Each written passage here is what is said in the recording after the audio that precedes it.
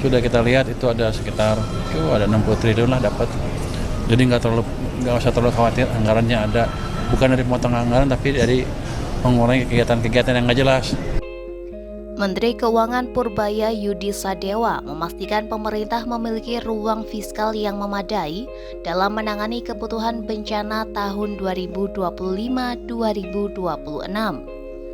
Kepastian ini disampaikan Purbaya menanggapi arahan Presiden Prabowo Subianto yang berencana menyalurkan bantuan sebesar 4 miliar rupiah kepada 52 kabupaten atau kota, serta 20 miliar rupiah untuk setiap provinsi terdampak bencana.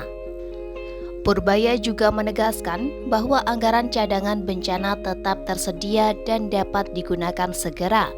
Menurutnya, setiap tahunnya anggaran untuk bencana telah disiapkan sebesar 5 triliun rupiah.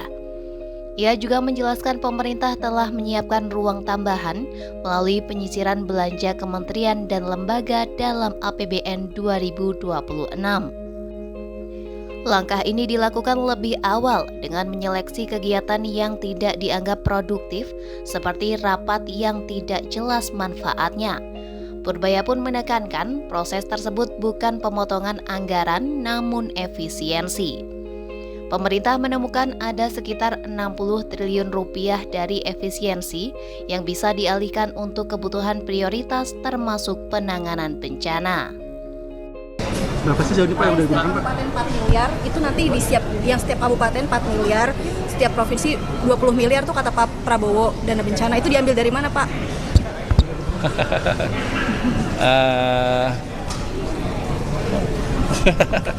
Jadi gini,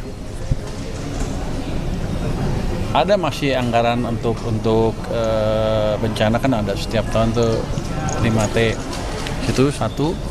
Nanti kita sudah sisir anggaran 2026 sebelum ini kejadian sudah kita sisir sebetulnya untuk kegiatan-kegiatan yang tidak terlalu berguna kayak rapat-rapat nggak jelas itu segala macam.